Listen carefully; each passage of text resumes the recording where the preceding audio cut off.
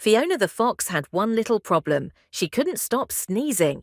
Every time she sniffed a flower, got near a dust pile, or even looked at bright sunlight, she'd let out a huge achoo.